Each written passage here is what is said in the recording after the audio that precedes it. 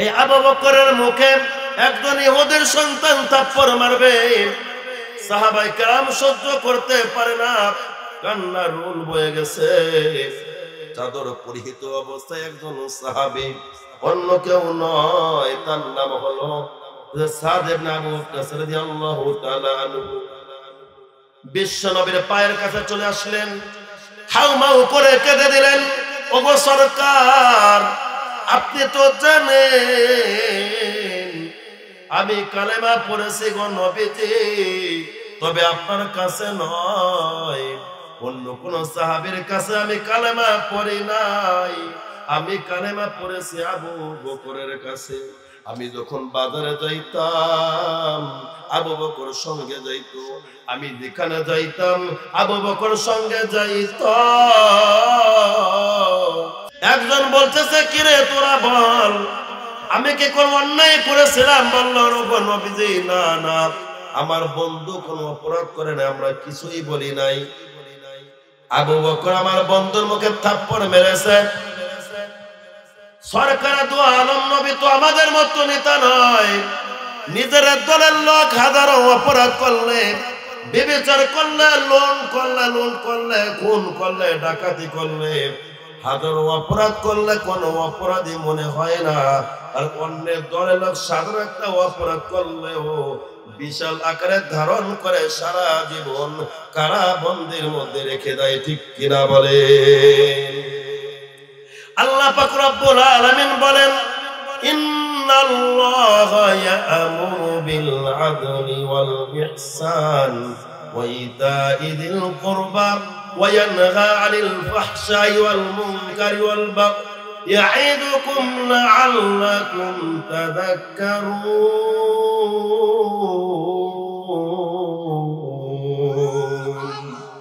আসসালামু আলাইকুম ওয়া রাহমাতুল্লাহি ওয়া বারাকাতুহু।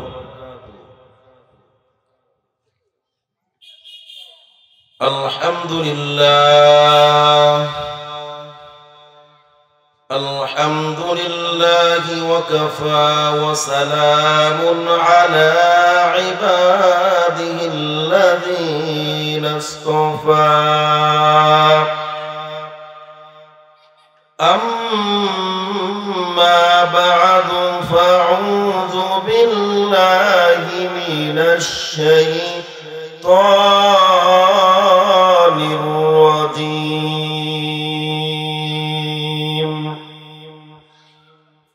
بسم الله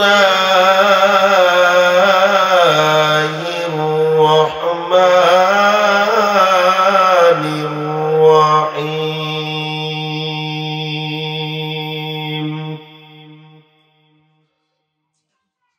قل إن كنتم تحبون الله فاتبعوني يحببكم الله ويغفر لكم ذنوبكم والله غفور رحيم.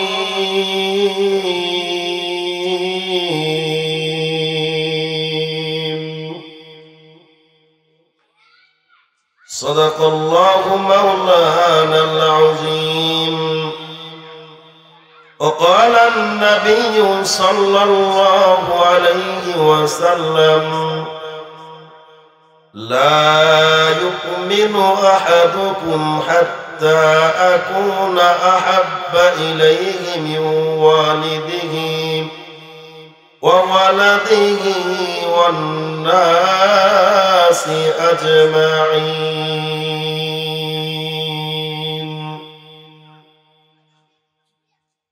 وقال سبحانه وتعالى في شان حبيبه ومحبوبه مخبرا وآمرا: إن الله وملائكته يصلون على النبي يا أيها الذين آمنوا صلوا عليه وسلموا تسليما اللهم صل على محمد النبي الأمي وعلى آله وسلم تسليما بلغ العلا بكماله كشف الدجى بجماله حسنت جميع خصاله صلوا عليه وآله زيارة مدينة की दिल में तमन्ना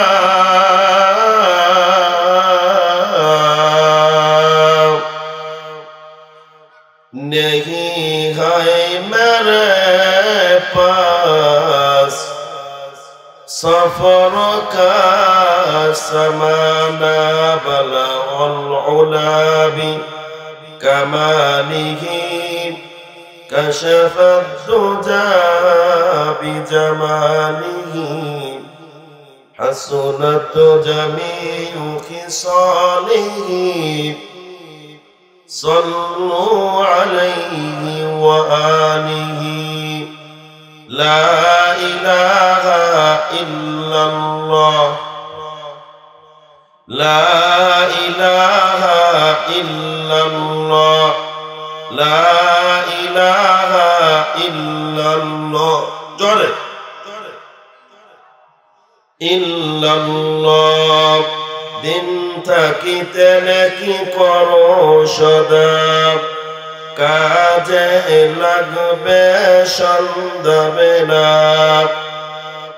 অন্ধকার কবরে তোমায় অন্ধকার কবরে তোমায় থাকতে হবে একলা লা ইলাহা ইল্লাল্লাহ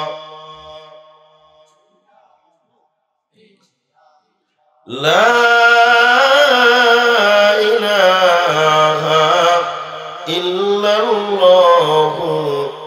মুহাম্মাদুর রাসূলুল্লাহ সাল্লাল্লাহু আলাইহি ওয়াসাল্লাম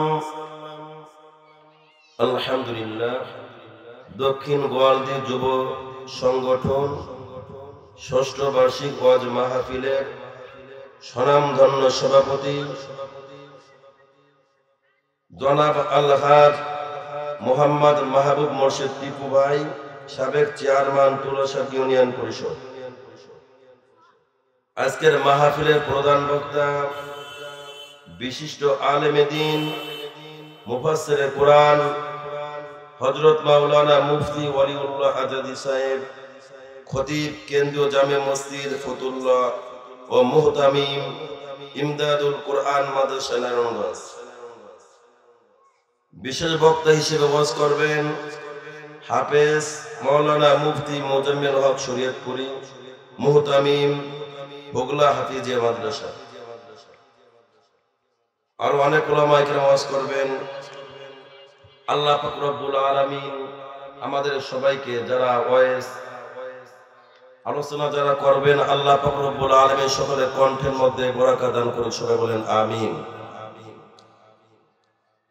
সম্মানিত মুসলিম কিরাম সম্মানিত দিনদার ভাই ও বোনেরা আল্লাহ পাক রব্বুল আলামিনের দরবারে লাখো কোটি শুকরিয়া আদায় করতে হয় যে আল্লাহ পাক রব্বুল আলামিন আমাদেরকে এই দুর্যোগ মুহূর্তে বিভিন্ন ফিতনা থেকে আল্লাহ তাআলা আমাদেরকে এই জান্নাতে আসার মতো বসার মতো কোরআন হাদিসের আলোচনা শোনার মতো বলার মতো তৌফিক দান করেছেন আমরা খুশি না বেজার যদি খুশি হয়ে থাকি উচ্চ আওয়াজে মোহাব্বতের সাথে বলি আলহামদুলিল্লাহ সম্মানিত উপস্থিতি, আল্লাহ পাক রব্বুল আলামিন পবিত্র কালামুল্লাহ শরীফে ঘোষণা করেন, প্রকৃতপক্ষে ঈমানদার মুমিন হলো তারা ওই সমস্ত মেয়ে লোক পুরুষ যারা দাঁড়ানো অবস্থায়, বসা অবস্থায়, শোয়া অবস্থায়, মোট কথা তিন অবস্থায় যারা আল্লাহ পাকের জিকির করে এবং আসমান, জমিন, গ্রহ, নক্ষত্র, গাছপালা, তরুলতা আল্লাহর কুদরত নিয়ে গবেষণা যারা করে, চিন্তা ফিকির করে, যারা মুরাকাবা করে, তারাই হলো বুদ্ধিমান। চিৎকার মেরে বলেন মুসলমান ঠিক কিনা?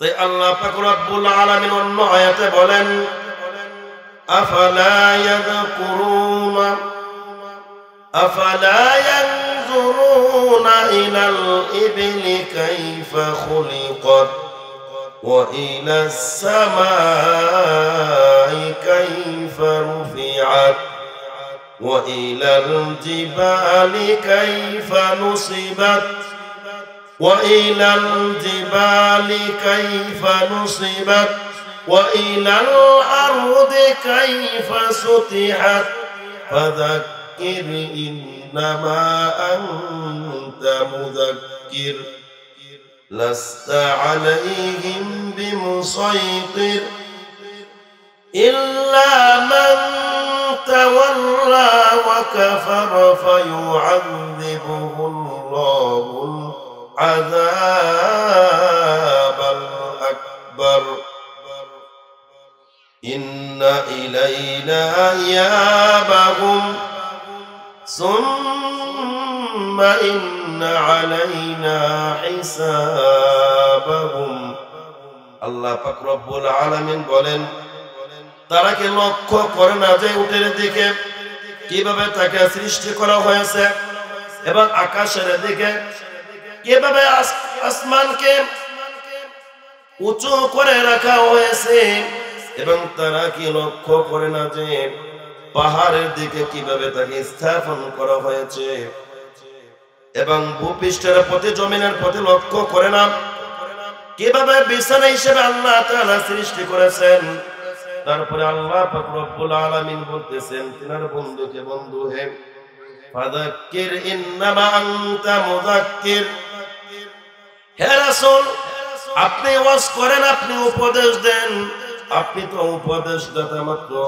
লাস্তা আলাইহিম বিমুসাইতির, তোমাকে তো তাদের উপরে জবরদস্তি করার ক্ষমতা দেওয়া হয়নি, আপনি তো শাসক নন।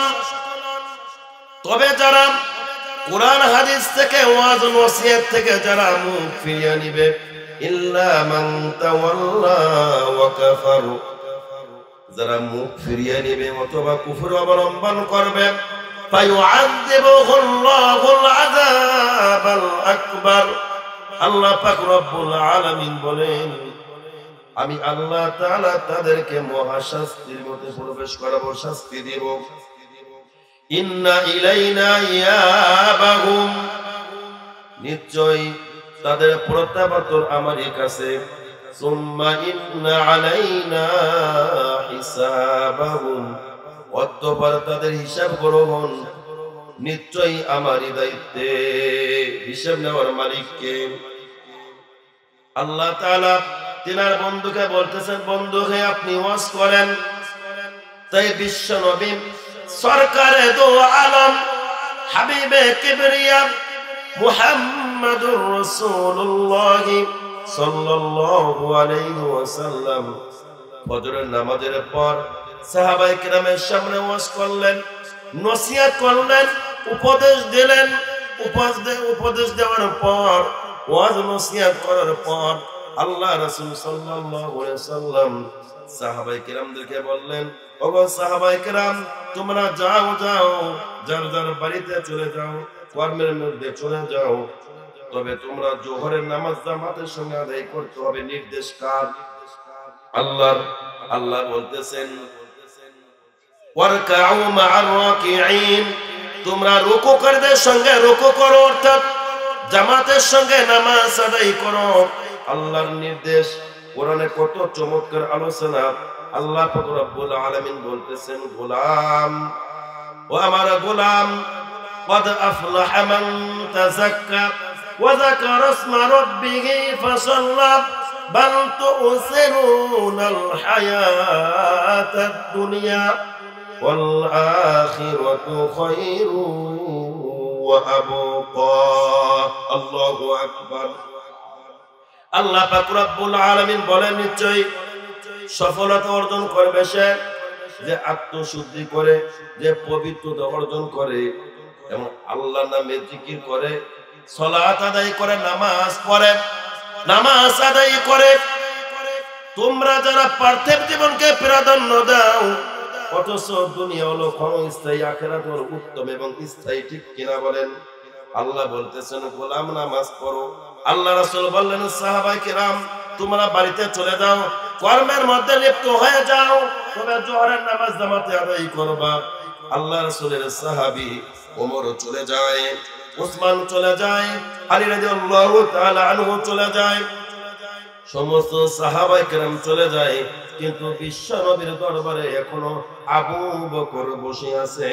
কারণ আল্লাহ রাসূল যেখানে আবু বকর সেখানে, আবু বকর যেখানে আল্লাহ রাসূল সেখানে। আল্লাহ রাসূল সাল্লাল্লাহু আলাইহি ওয়াসাল্লামের বন্ধু হলেন আবু বকর। আল্লাহ রাসূল ডাক দিয়ে বলেন, আবু বকর আপনিও চলে যান, জোহরের নামাজ জামাতের সঙ্গে আদায় করতে হবে। আবু বকর সিদ্দিক রাদিয়াল্লাহু তাআলা আনহু বাড়ির দিকে রওনা দিয়েছে, কিন্তু চিন্তা করেছে আমার সামনেও কেউ নাই, পিছনেও কেউ নাই, আমার ডানেও কেউ নাই, আমার বামেও কেউ নাই, কিন্তু আমি অনর্থক সময় নষ্ট করব না। আল্লাহ পাক রব্বুল আলামিন বলেন, লা ইয়ালফিযু মিন কওলিন ইল্লা লাদাইহি রাকীবুন আতীদ।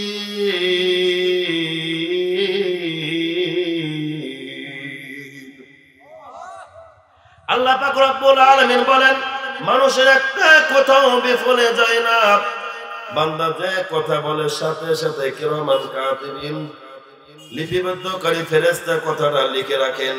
আবু বকর চিন্তা করলেন, আল্লাহ পাক রব্বুল আলামিন আমাকে পাঠাইছেন ইবাদতের জন্য।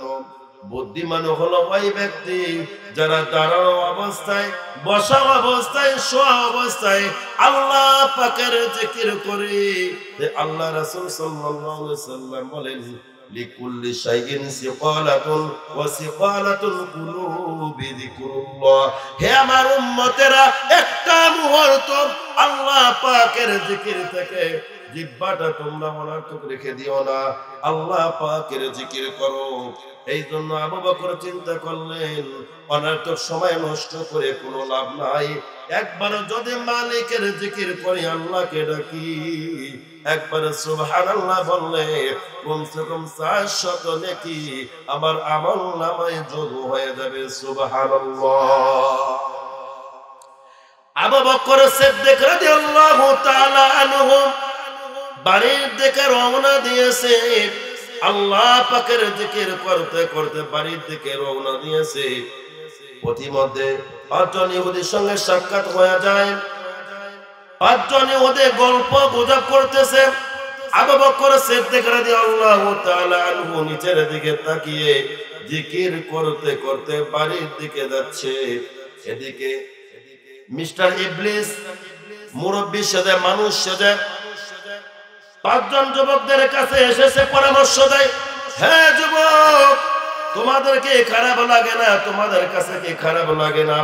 দেখো দেখো, মুসলমানদের সন্তান আবু বকর একা একা জিকির করতে করতে চলে যায়। তাকে একটা কিছু বলো, একটু খোঁচা মারো, একটি গালি দাও, কিন্তু বলবো। মুরব্বির কাছে জিজ্ঞাসা করলো যুবকরা, কি বলে গালি দিব, কিভাবে তাকে টিটকারি মারবো, কিভাবে তাকে ছোট করা যায়? তখন ওই মুরব্বি মানুষ রূপে শয়তান ইবলিস মানুষের সুরাত ধরে এসে পরামর্শ করতেছে, পরামর্শ দিতেছে।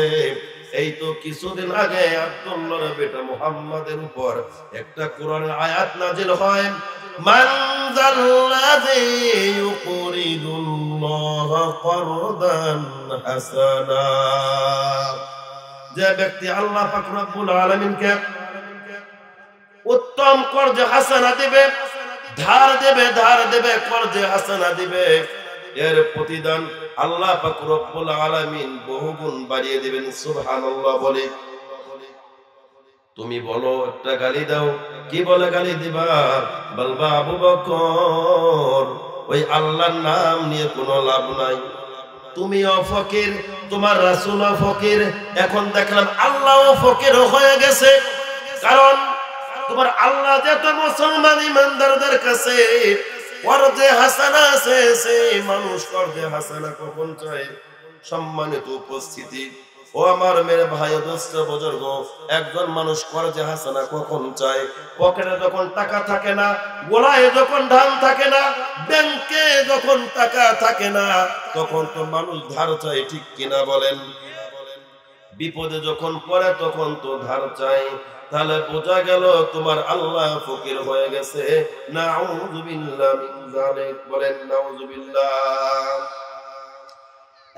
এখন যুবকরা বলতেছে কে গালি দিবে, কে তাকে আগে গালি দিবে?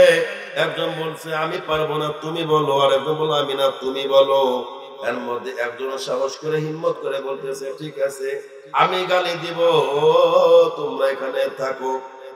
আবু বকর সিদ্দিক রাদিয়াল্লাহু তাআলা আনহু বাড়ির দিকে রওনা দিতেছে, জিকির করতে করতে হেঁটে যায়। পাঁচজন যুবক থেকে একটু সামনে চলে যায়।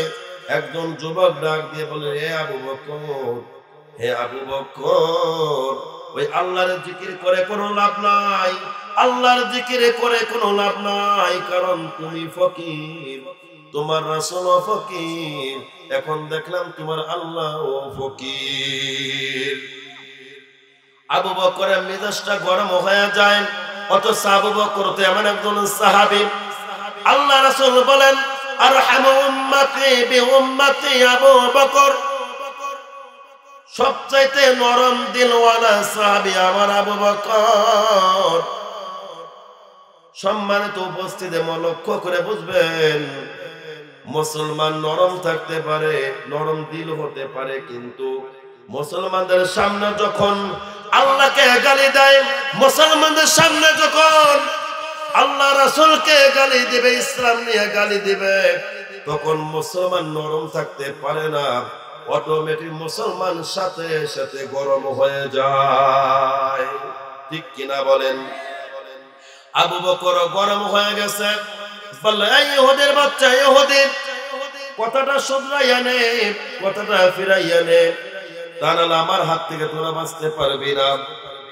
এখন ইহুদি বলতেছে না না, কথা ফিরাইয়া নিব না। আবারও বলেন তুমিও ফকির, তোমার রাসূলও ফকির, তোমার আল্লাহও ফকির। এবার আবু বকর সিদ্দিক রাদিয়াল্লাহু তাআলা আনহু আরেকবার সুযোগ দিলেন, কিন্তু কিছুই বলে না। তবে দেখবেন আমাদের সমাজেও কিছু লোক আছে এই মিস্টার ইবলিসের মতো, চার দোকানে আড্ডা করে, নামাজ পড়ে না, টিভির দোকানে টিভি দেখে, ল্যাংটা ছবি দেখে, একটা সিগারেট ধরাইয়া অন্য হাতে চা পান করে, গল্প গুজব করে, কিংবা শিকায়ত করে। এলাকায় যদি কোনো একজন আমলদারি আলেম আছে, যদি মাথায় পাগড়ি থাকে, যদি মাথায় টুপি থাকে, টিটকারি মেরে বলে দেখো দেখো নতুন দরবেশ এসেছে, নতুন মুসল্লি হয়েছে, ঠিক কিনা বলেন? এমন শয়তান রূপে কিছু মুরব্বী আমাদের সমাজে আছে, নিজে নামাজ পড়ে না, নিজে দাড়ি রাখে না, নিজে পর্দা করে না, নিজে রোজা রাখে না, নিজে যাকাত দেয় না, নিজে ইবাদত করে না, অন্য একজন করলো সে সহ্য করতে পারে না। এমন মিস্টার ইবলিস মার্কা কিছু মুরব্বী, কিছু যুবক আমাদের সমাজে আছে না নাই? আমার বন্ধুরা, আবু বকর সিদ্দিক রাদিয়াল্লাহু তাআলা আনহু এখন আর দেরি করে নাই। আবু বকর সিদ্দিক রাদিয়াল্লাহু তাআলা আনহু পাঞ্জাবির জামার স্কিনটা গুছিয়েছে, চপে টাকাট করেছে, মুখের উপর থাপ্পড় মেরেছে, চটাং দিয়ে ইহুদির বাচ্চা ইহুদি চিত হয়ে পড়ে গেছে। জমিনে লুটে পড়ে গেছে। চারজন ইহুদি ওখান থেকে ভেগে গেছে। কিছুক্ষণ পরে চারজন বন্ধু ইহুদি ওই যুবকের কাছে এসে বলল, কিরে আবু বকর, তোমার মুখে থাপ্পড় মেরেছে, তোমাকে আঘাত করেছে, চপেট আঘাত করেছে, তুমি তো কিছুই বলো নাই, কারণ কি? এখন এই ইহুদি বলল, শোনো, আমি তো কিছুই বলি নাই, কিন্তু তোমরা দৌড় দিলা কেন? বলল, শোনো, আমরা তো দেখলাম আল্লাহ রাসূলের সাহাবী আবু বকর সিদ্দিক রাদিয়াল্লাহু তাআলা আনহু তোমার মুখের উপরে যে একটা ওজনের থাপ্পড় মেরেছে, ওই ওজনের থাপ্পড় যদি আমাদের মুখে মারতো, আমাদের মন বলে আমরা হয়তো আর জমিনে থাকতাম না, সহ্য করতে পারতাম না, অজ্ঞান হয়ে যাইতাম। এখন ইহুদি বলল, ঠিক আছে, তাহলে শোনো, থাপ্পড় তো খেয়েছি আমি, থাপ্পড় তো তোমরা খাও নাই। আমি জানি রাসূলের সাহাবীর আবু বকর একটা থাপ্পড়ের ওজন কত। এখন মিস্টার ইবলিস মানুষের চূড়ার ধরে এসে বলল, কিরে যুবক, তোমরা 5 জন যুবক থাকা অবস্থায় একজন মুসলমানের সন্তান আবু বকর তোমার বন্ধুর মুখে থাপ্পড় মারে, কিছুই তো বললা না। তাহলে শোনো, কিছুই তো বলো নাই, সমস্যা নাই, তাহলে থাপ্পড় দেওয়ার একটা ব্যবস্থা হবে। বলে কেমনে? বলল, শোনো, আব্দুল্লাহর বেটা মুহাম্মদ, আব্দুল্লাহর বেটা মুহাম্মদ হাবিবে কিবরিয়া আশরাফুল আম্বিয়া নবী মুহাম্মদুর রাসূলুল্লাহ, তিনি তো ইনসাফওয়ালা নবী, সঠিক বিচার করবে। একজন এখন 4 জন যুবক ডাক দিয়ে বলল, কিরে তুমি তো মানুষটা শয়তান, এক পরামর্শ দিয়ে আমার বন্ধুকে থাপ্পড় খাওয়ার ব্যবস্থা করাইছো, এখন যে পরামর্শ দিতেছো, আমার মন বলতেছে 5 জন সবাইকে থাপ্পড় খাওয়ার ব্যবস্থা করাইবা। কারণ আবু বকর তো অপরাধ করে নাই, আল্লাহ রাসূলের সাহাবী আবু বকর তো অন্যায় করে নাই, সে তো অপরাধ করে নাই, অপরাধ করেছি আমরা। সে তো আল্লাহর জিকির করতে করতে বাড়ির দিকে যাচ্ছিল, কেনই বা গালি দিলাম? গালি দেওয়ার কারণে তো সে তো থাপ্পড় মেরেছে, অপরাধ তো আমরা করেছি। এখন মিস্টার ইবলিস পরামর্শ দেয়, ব্যাপারটা বোঝো নাই, কারণ তোমার যে বন্ধু থাপ্পড় খেয়েছো, বিশ্ব নবীর দরবারে বিচার দায়ের করবা, বিচার। বাকি 4 জন সাক্ষী দিবা, বলবা, ওগো মুহাম্মদ, দেখেন আপনার আবু বকর আমার মুখে থাপ্পড় মেরেছে। যদি জিজ্ঞাসা করে কেন, বলো অনার্থক, এমনিতেই থাপ্পড় মেরেছে। বাকি তোমরা 4 জন সাক্ষী দিবা, তোমরা 4 জন এক পক্ষে থাকবা। আবু বকরের পক্ষে কোনো সাক্ষী নাই, সাক্ষী পেশ করতে পারবে না, তোমাদের পক্ষে নাই, চলে যাবে। জনসম্মুখে হাজার হাজার মানুষের সামনে আবু বকরকে থাপ্পড় দেওয়ার একটা ব্যবস্থা হবে, বলি না আউযুবিল্লাহ। আবু বকর যে ইহুদির মুখে থাপ্পড় মেরেছে, সেই ইহুদি বিশ্ব নবীর দরবারে মুখটা বাঁকা করে চলে যায়, আল্লাহ রাসূলের দরবারে কাঁদতে কাঁদতে চলে যায়।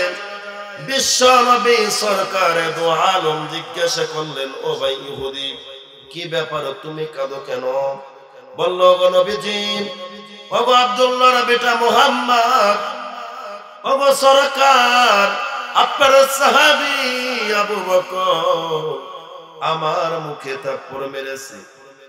আল্লাহ রাসূল ডাক দিয়ে বললেন, ওগো ভাই রে, তোমাদের হয়তো ভুল হচ্ছে, আমার আবু বকর তো কারো মুখে থাপ্পড় মারতে পারে না, হয়তো অমর হবে, কারণ আবু বকর তো নরম দিলওয়ালা সাহাবী, কিয়ামত পর্যন্ত এত নরম লোক আর আসবে না, এমন নরম দিলওয়ালা মানুষ আর আসবে না। এটা আবু বকর থাপ্পড় মারতে পারে না। আমার মন বলে হয়তো তোমরা ভুল করতেছো, এই থাপ্পড় হয়তো অমর মেরেছে। ইহুদি ডাক দিয়ে বলল, ওগো সরকার, আমরা আবু বকরকেও চিনি, ওমরকেও চিনি। ওমর মারে নাই, আবু বকরই মেরেছে। বিশ্ব নবী তো বিশ্বাস করতে পারে না, তারপর জিজ্ঞাসা করেছে, তাহলে কেন মেরেছে? তোমরা কি অন্যায় করেছো? তোমরা কি অপরাধ করেছো? খুলে বলো। বললো, আমরা কোনো অপরাধ করি নাই, কোনো অপরাধ করি নাই। আমরা বসেছিলাম, আবু বকর রাস্তার পাশ দিয়ে হেঁটে যাচ্ছিল, হঠাৎ করে আমার এক বন্ধুর মুখে থাপ্পড় মেরেছে। তখন বলল, তাহলে সাক্ষী পেশ করো। এখন সাক্ষী দিতেছে। একজন বলতেছে, কিরে তোরা বল, আমি কি কোন অন্যায় করেছিলাম? বলল, নবীজি, না না, আমার বন্ধু কোনো অপরাধ করে না, আমরা কিছুই বলি নাই। আবু বকর আমার বন্ধুর মুখে থাপ্পড় মেরেছে। সরকার দু আলম নবী তো আমাদের মতো নেতা নয়। নিজের দলের লোক হাজারো অপরাধ করলে, বিবেচনা করলে, লোন করলে, খুন করলে, ডাকাতি করলে, হাজারো অপরাধ করলে কোনো অপরাধী মনে হয় না। আর অন্যের দলের লোক সাধারণ একটা অপরাধ করলেও বিশাল আকারে ধারণ করে সারা জীবন কারাবন্দির মধ্যে রেখে দেয়। ঠিক কিনা বলে? আল্লাহ পাক রব্বুল আলামিন বলেন, ইন্নাল্লাহা ইয়া'মুরু বিল আদলি ওয়াল ইহসান ওয়া ইতা'i যিল কুরবা ওয়া ইয়ানহা 'আনিল ফাহশা'i ওয়াল মুনকারি ওয়াল বাগই ইয়া'iদুকুম লা'আল্লাকুম তাযাক্কারুন।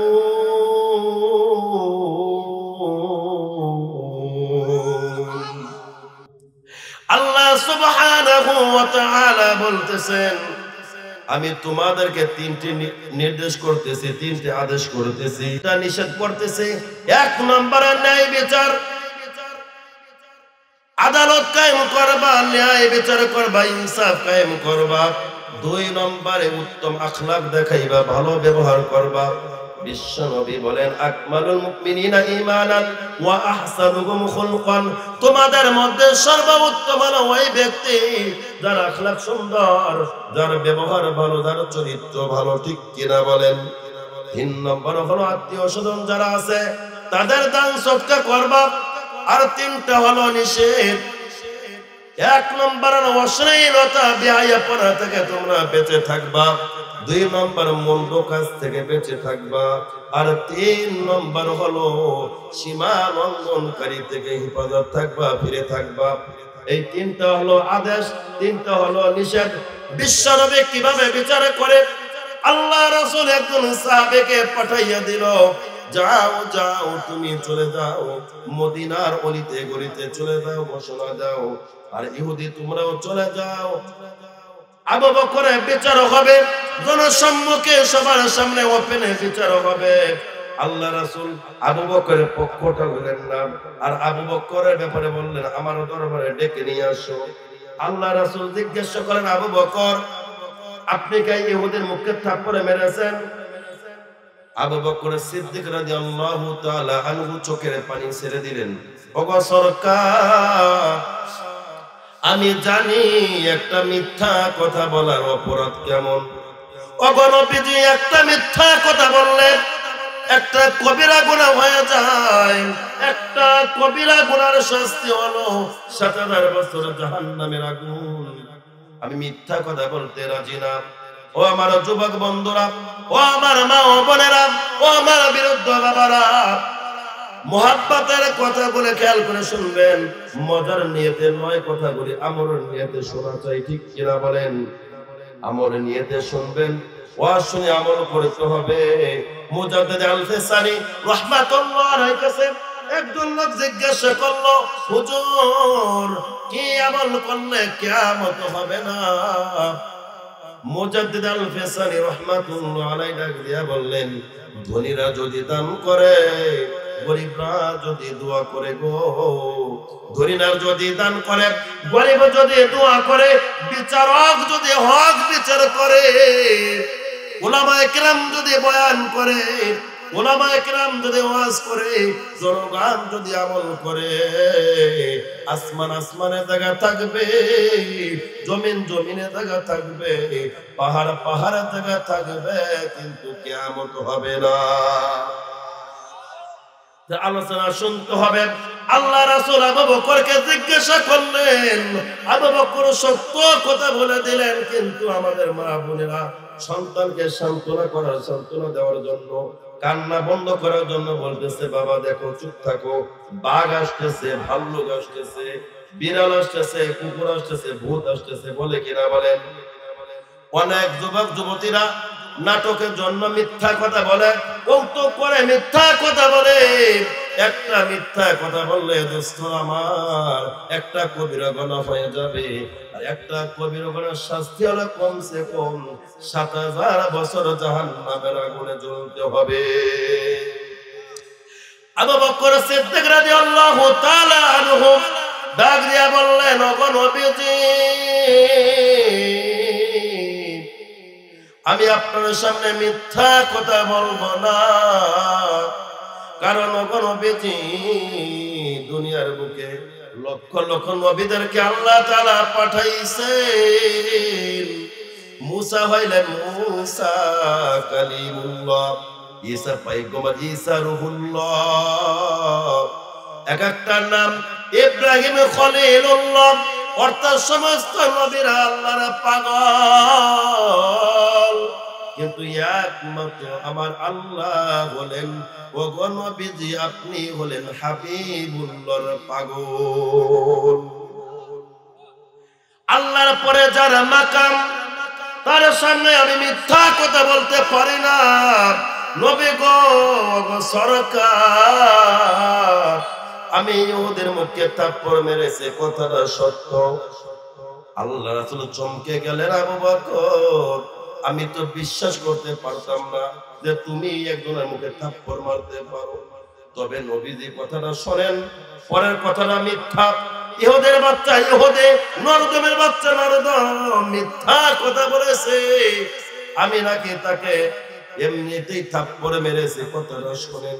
ওগো সরকার, আপনি তো জানেন আমার পিতা মাতা, আমার সবকিছু সন্তানাদি, সবকিছুর চাইতে নবী গো, আমি আপনাকে মুহাব্বত করি। তে আল্লাহ পাক রব্বুল আলামিন বলেন, কুল ইন কুনতুম তুহিব্বুনাল্লাহ ফাত্তাবিউনি ইউহিব্বুকুমুল্লাহ ওয়া ইয়াগফির লাকুম যুনুবাকুম ওয়াল্লাহু গফুরুর রহিম।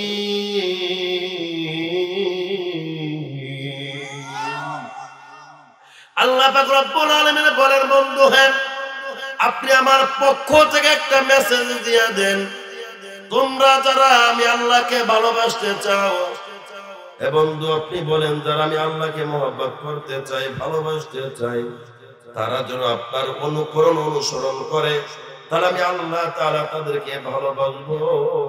শুধু ভালোবাসবো তাই নয় গো নবীজি, আমি আল্লাহ তাআলা তাদের জিন্দেগীর সমস্ত অপরাধকে ক্ষমা করে দিব।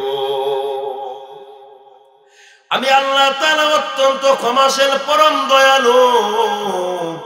আমি আল্লাহ তাআলা পরম দয়ালু, অত্যন্ত ক্ষমাশীল। আমি আল্লাহ তাআলা তাদেরকে মাফ করে দিব যারা আপনাকে অনুসরণ করবে, অনুকরণ করবে। আল্লাহ রাসূলের সাহাবী আবু বকর বললেন, নবী গো, ওগো সরকার, আমি সব কিছুর চাইতে আপনাকে ভালোবাসি, আমার আল্লাহকে ভালোবাসি। ওগো নবীজি, আপনার দরবার থেকে যখন আমি বাড়ি থেকে রওনা দিয়েছিলাম, আমি আল্লাহ পাকের জিকির করতেছিলাম গো নবী। আমি চিন্তা করলাম মানুষের একটা কথাও বিফলে যাবে না, প্রত্যেকটা কথা ফেরেশতারা লিখে রাখে। আমি একবার যদি আল্লাহর নাম নেই, কমসে কম 400 নেকি আমার আমল নামায় যোগ হয়ে যাবে। আমি আল্লাহর নাম নিতেছিলাম, ওই ইহুদির বাচ্চা ইহুদি আমাকে গালি দেয়, হে আবু বকর, ওই আল্লাহর জিকির করে কোনো লাভ নাই, তুমি ফকির, তোমার রাসূল ফকির।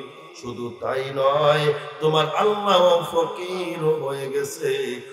সরকারে একবার দুইবার তিনবার সতর্ক করার পরে যখন শুধরাইয়া নিল না, আমি আর সহ্য করতে পারি নাই, আমি সাথে সাথে একটা থাপ্পড় মেরে দিয়েছি। আল্লাহ রাসূল জিজ্ঞাসা করলেন, ভাই ইহুদি, তারা তোমরা তো কে যে কথা বলেছো, মিথ্যা কথা বলেছো। এখন পাঁচজন ইহুদি বলতেছেন, না, আবু বকর মিথ্যা কথা বলে। আপনাদের কাছে জানতে চাই, আবু বকর কি মিথ্যা কথা বলার মানুষ? কোনদিন মিথ্যা কথা বলতে পারে না। যার নাম হলো আবু বকর সিদ্দিক রাদিয়াল্লাহু তাআলা আনহু। এখন আল্লাহ রাসূল আবু বকরকে বললেন, আবু বকর, তোমার পক্ষে কি কোনো সাক্ষী আছে?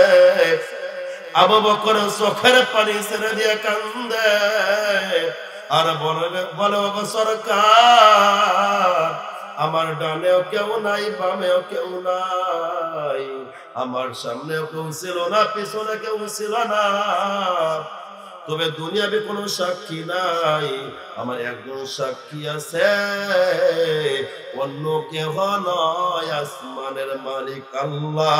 চিৎকার মেরে বলেন না সুবহানাল্লাহ। বিশ্বনবী সরকারে দু আলম হাবিবে কিবরিয়া ডাক দিয়া বললেন, আবু বকর, দুনিয়ার নিয়ম হলো জাহের উপর ভিত্তি করে বিচার করা হয়, তুমি তো বাতিনি ব্যাপার পরকালে, ফিমা বাইনাকা ওয়া বাইনাল্লাহ, তোমার মাঝে আল্লাহর মাঝে, ইহুদিদের মাঝে বা আল্লাহর মাঝে ফয়সালা হবে কাল কিয়ামতের ময়দানে। যেহেতু তোমার পক্ষে কোনো সাক্ষী নাই, তাহলে তোমার বিরুদ্ধে মামলা চলে যাবে, রায় চলে যাবে। আবু বকর, আমি তো সরকারের দু আলম বেইনসাফি করতে পারি না।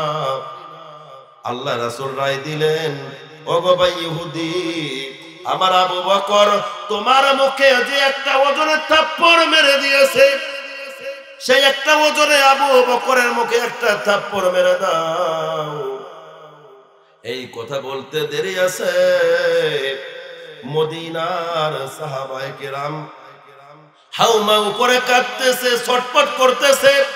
জান্নাতি একজন সাহাবী, নবীদের পরে যারা মাকাম কিয়ামত পর্যন্ত সবচেয়ে যত ঈমানদার মুমিনরা আসবে, সবার ঈমান যদি এক জায়গায় করা হয়, ইবাদত যদি এক জায়গায় করা হয়, আবু বকরের এক রাতের হিজরতের নেকির সমান হবে না।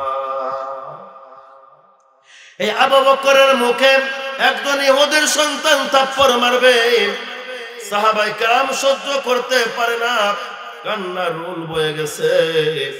চাদর পরিহিত অবস্থায় একজন সাহাবী, অন্য কেউ নয়, তার নাম হলো সাদ ইবনে আবু ওয়াক্কাস রাদিয়াল্লাহু তাআলা আনহু, বিশ্ব নবীর পায়ের কাছে চলে আসলেন, হাউমাউ করে কেঁদে দিলেন, ওগো সরকার, আপনি তো জানেন আমি কালেমা পড়েছি গো নবীজি, তবে আপনার কাছে নয়, অন্য কোন সাহাবীর কাছে আমি কালেমা পড়ি নাই, আমি কালেমা পড়েছি আবু বকরের কাছে।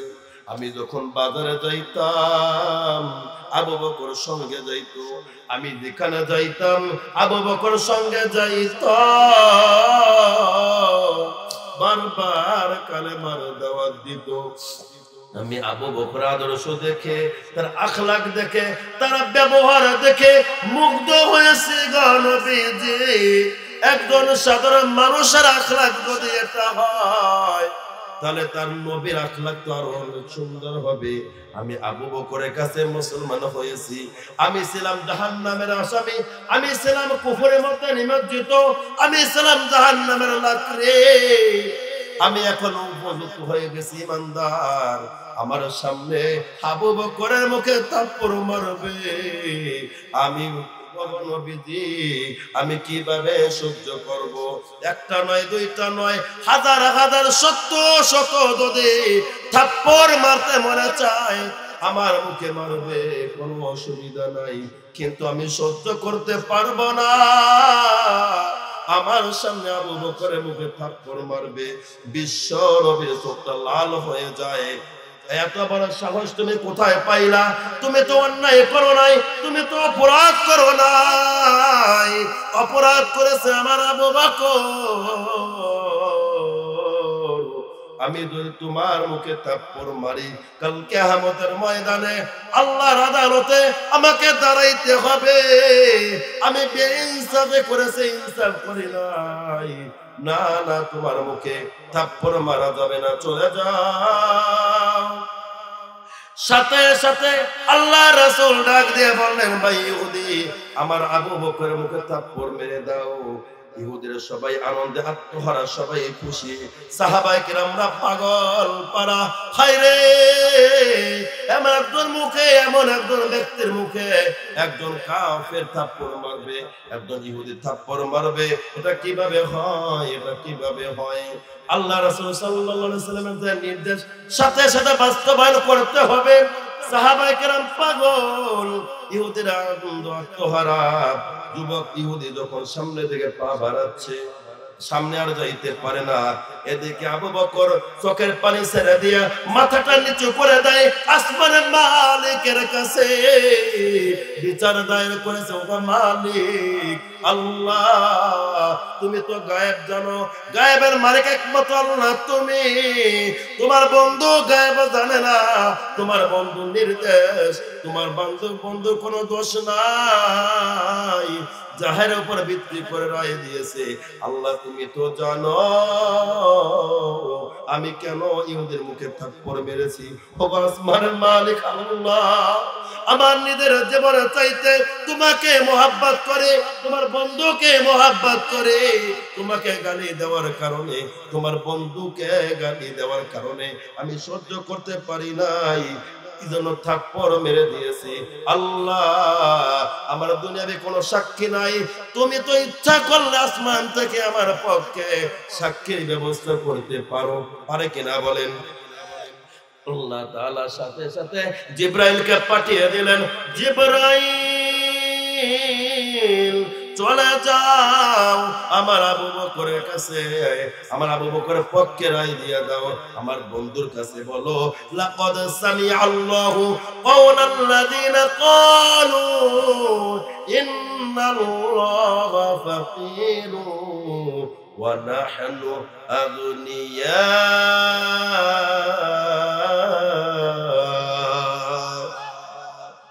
আল্লাহ পাক রব্বুল আলামিন বলেন, ও বন্ধু, আল্লাহ তাআলা তাদের কথা শুনেছেন, দেখেছেন। আবু বকর নির্দোষ, আবু বকর নির্দোষ, আবু বকর এমনিতে থাপ্পড় মারে নাই। আবু বকরের মুখে তো থাপ্পড় মারতে না পারে, এদিকে ইহুদিরা বলতেছে সামনে যা, ওই যুবক বলতেছে তোমরা বলতেছো সামনে যাওয়ার কথা, আমি দেখতেছি জমিন উল্টে যাচ্ছে, জমিন ঘুরতেছে, জমিন ঘুরপাক খাচ্ছে, আমার সামনে অন্ধকার, আমি কিছুই দেখি না।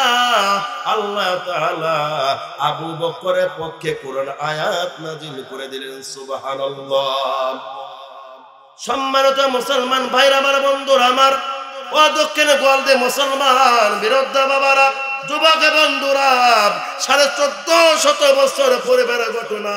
আল্লাহ পাক রব্বুল আলামিন আবু বকরের পক্ষে রায় দিতে পারেন, ওই আল্লাহর শক্তি এখনো আছে না নাই? আরো জোর বলে, আছে না নাই? মুসলমানরা বোঝে না, বেঈমানরা বোঝে না। এই যে আমেরিকার ঘটনা, ক্যালিফোর্নিয়ার ঘটনা, ফিলিস্তিনকে বোমা মেরে শেষ করে দিবে, কিন্তু অটোমেটিক আল্লাহ ছাড়া, বোমা ছাড়া এমন আগুন ধরাইছে তো ধরাইছে, ফায়ার সার্ভিস দিয়েও নিবানো যায় না। আল্লাহ তাআলা বলেন, বান্দারা চিন্তার কোনো কারণ নাই, ওয়ালা তাহিনু ওয়ালা তাহজানু ওয়া আনতুমুল আ'লাউনা ইন কুনতুম মুমিনিন।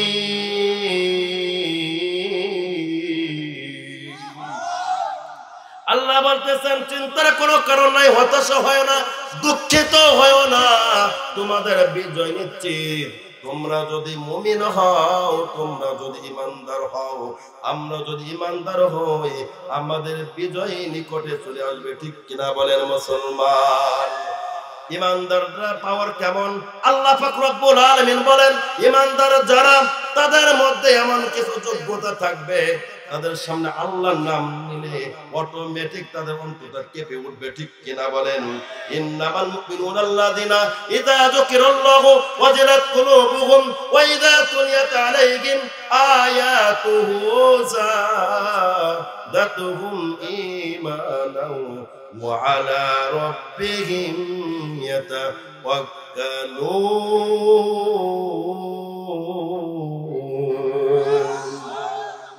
আল্লাহ বলেন, তোমরা যদি ইমানদার হও, মুমিনদের কিছু যোগ্যতার কথা আল্লাহ তাআলা তুলে ধরেছে সূরা আনফালের 2 থেকে 4 নম্বর আয়াতে। যারা ইমানদার, তাদের সামনে যখন আল্লাহর নাম নেওয়া হয়, ইমানদারদের অন্তর কেঁপে ওঠে। তাদের সামনে যখন কোরআন তেলাওয়াত করা হয়, ইমানদার ইমান বেড়ে যায়। একমাত্র ইমানদাররা আল্লাহর উপর তাওয়াক্কুল করে, আল্লাহর উপরে ভরসা করে। ঠিক কিনা বলেন? Presents by Kuakata media centre. হক্কানি আলেমদের নিত্য নতুন ভিডিও পেতে আমাদের চ্যানেলটি সাবস্ক্রাইব করুন। কুয়াকাটা মিডিয়া সেন্টার, ইসলামিক বিনোদনের বিশ্বস্ত সঙ্গী।